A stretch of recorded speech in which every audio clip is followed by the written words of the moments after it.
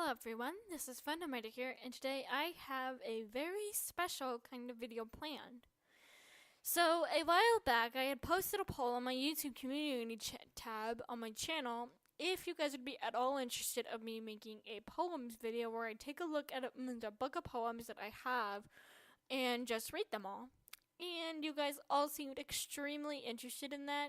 So I think what I'm going to do is I'm going to read all of these out and maybe perhaps leave pictures of the book itself and the pages itself on my Twitter feed, so that way you all can see the book for yourselves and everything. Because it's a very cool book and I really like it, and quite a bit of effort went into this. This book is far from full, but I really like it, and it's very fun to write in. I don't do it much anymore though, however, because I have been very busy, but I hope to remedy that as fast as I can. But we're going to go ahead and get started with the very first poem, which is called It Lollipop. My little Lollet loves his lollipops. When he gets candy, he hops up. He is all dandy with his Lollet lollipops. It's one of the many reasons I love him. Very short and sweet, as many of my poems are, I realize. And I think I might feature this poem in perhaps another one-shot story, or I might just keep it in this book for itself. I'm not sure. But why don't we go ahead and move on to the second poem, called The Snow. The snow glows and lights up our days. The rays of the sun make the snow shine. It is time to enjoy the beautiful winter season. Our reasons to smile are endless. Clovers will return, but lovers will cuddle by the fire, our hearts flying higher than ever. To say the least, the snow is one of the many things we shall love. This poem really is super sweet, and I really like it because it was I remember it was around December whenever I first wrote that, and I remember I was drafting up some ideas for my school newspaper to be able to submit a poem for my school newspaper. Which reminds me, at the end of this video, I might as well go ahead and showcase that poem, perhaps on my Twitter feed as well. I would get it right now, but I currently am, I don't know. So I don't have the paper on me at the moment, but I will be able to post it on my Twitter feed. Which reminds me that the poem that I wrote on Twitter, on the school newspaper, in this latest issue, was related to being an autistic child, which I will also share. So look out for that. Next up, the fire. The fire burns brighter than my future. A dire life I live. The world being as cruel as a crocodile, and being vile and unfair. Where shall I go for love, for a home? Alone I feel, but sitting by me, near the fire, is my warmest kiss, and they fill me with bliss. It's thanks to this person I keep going, and that my heart will forever be flowing. And just before I move on to the next poem, I will say that this poem was inspired off of a Loki ASMR video. Because it was simply a video that I actually downloaded onto my phone so I can listen to it on the go because it was that good. But I listened to it, and it was basically Loki comforting the listener by the fire, giving them really sweet compliments, and just saying the nicest things. If you guys are interested, I'll put a link and I'll advertise that on my community tab as well because it's such a good video and it's super sweet. So perhaps I'll do that. Let's move on to the beat. The music flows in and out of me. My feet move to the beat. I feel complete in this one moment. The music plays out as I dance about. Nothing will ever compare to the beauty of music.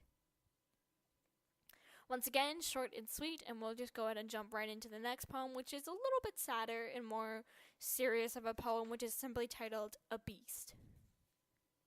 What lies beneath my simple and meek geek self is a beast with immense power. But it cowers at being seen. It's scared of being called a friend. It awaits the day someone sees it and sees past my fray. Oh my god. It awaits the day someone sees past my fray and accepts it for what it really is. Once again, quite sad, I know, but I remember that this also was based off of a book I read called Beastly, which I have read several times, and it's still a wonderful book. I love it so much. I actually read it digitally on my phone before buying the physical copy just so I can have it because I love having physical books. It's so much fun. Next up is tears. My streaming tears flow down my face. My fears go deep into the darkness. I pray, I beg, I scream for the tears to stop. But they won't. They burn, and I yearn for help. I yearn for hope and love. Finally, a dove flies down and lands in front of me. It wipes a tear with a gentle feather and tells me I am perfect as can be. He said he needed to see the light of, I need to see the light of day to stop the tears, and see I do. The dove's name is Shamari. He then smiles and flies off to heaven for good. Okay, so this is going to require a bit of context, and those of you who follow me on Twitter actually will get this. I'm sorry I'm plugging in my Twitter so damn much. I'm sorry, I really am. But the school I currently go to is it's in San Antonio, and unfortunately, and I really do genuinely feel that this is a really important thing to tell in order to be able to spread the word. But apparently, from what I understand, I honestly don't know the exact circumstances of this, but apparently one of the students at my school named Shamari Anderson had passed away in a car crash. And I remember today, whenever I picked up the newspaper and everything, I looked on the cover and saw that it was like showing like, oh hey, like this edition of the newspaper is in honor of Shamari Anderson. And I remember whenever I went to a ceremony that was being held at our school celebrating Shamari, I had decided to write a poem about it just to be able to put my thoughts into words and put them on a page, because that typically tends to help me out a lot. So I felt that that was the correct thing to do, and it was so depressing whenever I went to that ceremony because it was so sad and everybody was crying. And I remember at the very end of the ceremony, everybody got together in a group hug. It was a huge one at that. It was a really big group hug. Everybody was like hugging each other, and the entire football team was hugging each other and huddling, and it was really sweet.